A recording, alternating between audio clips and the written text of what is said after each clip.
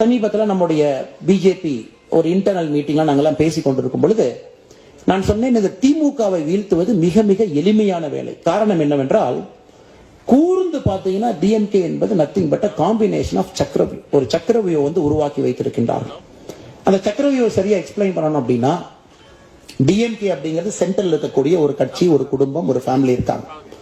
அதனுடைய outer layer என்பது இந்த பொய்யையே தொடர்ந்து சொல்வதற்கு ஒரு பெய்டு ஏஜென்ட் போல. அது சில ஜேர்னலிஸ்டா இருக்கலாம், சில அமெரிக்காவில் படிச்ச பிலாசபர்ஸா இருக்கலாம். தொடர்ந்து எல்லா மேடைகளையும் மேடி இந்த திராவிடியன் பிலாசபி டெவலப்மெண்ட் மாடல்னு சொல்லக்கூடிய ஒரு 250-260 பேர்த்து நீங்க ஃபில்டர் பண்ணிடலாம். கரெக்டா நீங்க எடுத்தீங்கன்னா இன்டர்நெட் சர்ச்சை வச்சு மொத்தமா ஒரு 250 பீப்புள் இருக்காங்க. திரும்ப திரும்ப கிளிப்பிள்ளை போல் சொல்லக்கூடிய அவுட்டர் லேயர்.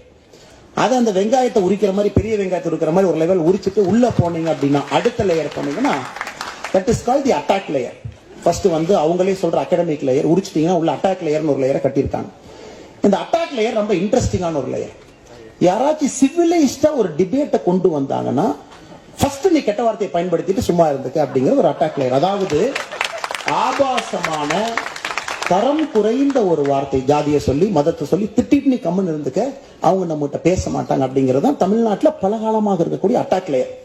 அதாவது இன்டெலெக்சுவலாவே டிஸ்கஷனை கொண்டு வந்துடாத, ஜாதியை வைத்து மதத்தை வைத்து வன்மத்தை வைத்து பேசுங்க. Attack layer. அட்டாக் லேயர் நீங்க பார்க்கலாம், மேடையில் பேசக்கூடிய நிறைய திமுகவுடைய தலைவர்களா இருக்கலாம், வாயை திறந்தாவே தரம் கெட்ட வார்த்தைகள் தான் வரும். அதை கேர்ஃபுல்லா பில்ட் பண்ணிட்டான். ஒரு ஏரியால இருந்து ஒரு தலைவர்களை கொண்டு வந்து அட்டாக் லேயர். இந்த அட்டாக் லேயரையும் பெரிய வெங்காயத்தை உரிக்கிறது போல உரிச்சு எடுத்துட்டு மறுபடியும் உள்ள போனீங்கன்னா, இன்டெலெக்சுவல் லேயரை உரிச்சாச்சு, அட்டாக் லேயரை உரிச்சாச்சு. அடுத்து உள்ள போனீங்க அப்படின்னா இந்த குறுநில மன்னர்கள் இருக்கக்கூடிய லேயர்.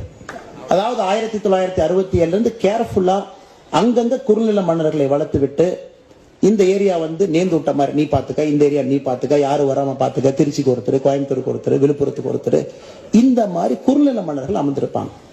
இந்த குறுநில மன்னர்களை பாதுகாப்பதுதான் அந்த முதல்ல இருக்கக்கூடிய 2 லேயருடைய வேலையை.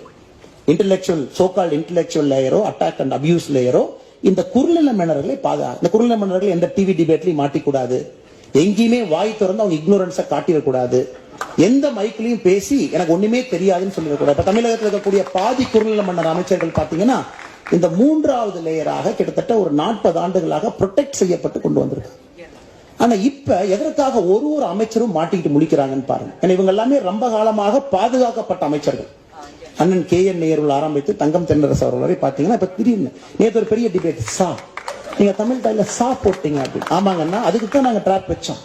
ஸ்டாலின் அவர்களுக்கு என்ன போடலாம் சொல்லுங்க அப்படின்னு. ஏன்னா இத்தனை காலமாக இவரெல்லாம் பாதுகாக்கப்பட்டவர்.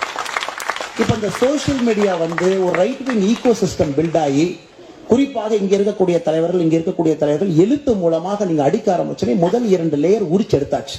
இப்ப 3வது லேயர் எக்ஸ்போஸ் ஆகுது. இந்த திராவிட மாயை பார்த்தீங்கன்னா ரொம்ப பியூட்டிஃபுல்லா இந்த சக்கரவியூ கான்செப்டை சொல்லாம சொல்லியிருப்பார். அவங்க எல்லாம் எக்ஸ்போஸ் ஆகிறாங்க. இன்டெலெக்சுவல் பேங்க்ரப்சி, எந்த விஷயத்தையும் எங்கேயும் பேச முடியாத ஒரு சூழ்நிலை. எங்க போய் ஒரு 4 பேர் ஆங்கிலத்தில் பேசினா கூட திரும்ப பேச முடியாது. இவ்வளவு பேசுறாங்க.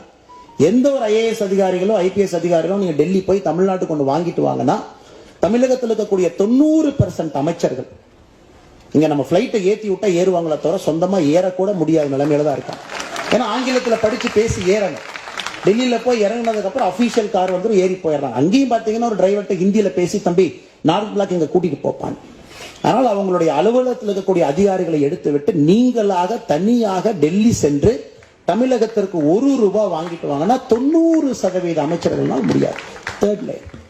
ஒருவேளை அந்த 3rd லேயரை நம்ம உரிச்சு பிதுக்கி எடுத்துட்டு பெரிய வெங்காயம் மாதிரி 4th லேயருக்குள்ள போனீங்க அப்படின்னா அதற்குள்ள அந்த குடும்பம் ஒளிந்து கொண்டிருக்கிறது.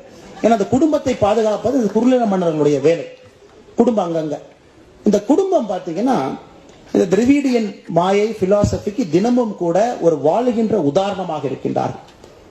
குறிப்பாக நம்முடைய முன்னாள் முதலமைச்சர் திரு கருணாநிதி அவர்களுடைய குடும்பத்தை எடுத்துக்கிட்டீங்கன்னா, நான் கர்நாடகாவில் இருக்கும் பொழுது அவங்களுடைய ஃபார்ம் ஹவுஸ் ஒரு பக்கம் இருக்கும், ஒரு மகளுடைய ஃபார்ம் ஹவுஸ், ஒரு பெரிய 2 வீலர் ஷோரூம் பெங்களூர்ல பாதி வச்சிருப்பாங்க. இதெல்லாம் காவேரி பிரச்சனை வரும்போது யோசிப்பேன், எப்படி இதை ஹேண்டில் பண்ணுவாங்க அப்படின்னு. இது பேசுறதுக்குள்ள 2 பஸ் எரிச்சிடுவாங்க. எரிச்சிட்டாங்கன்னா அப்படியே அந்த பிரச்சனை, அந்த பஸ்ஸை எரிச்சாங்க, வந்தாங்க, சண்டை போட்டாங்க, இந்த பக்கம் 2 தமிழ்காரங்க வீட்டை அடிச்சிட்டாங்க, அந்த பக்கம் அடிச்சிட்டாங்கன்னு சொல்லிட்டு அடுத்த லேயர் போகாமையே ரொம்ப கேர்ஃபுல்லாக மெயின்டைன் பண்ணி கொண்டு கொண்டிருக்கின்றார்கள்.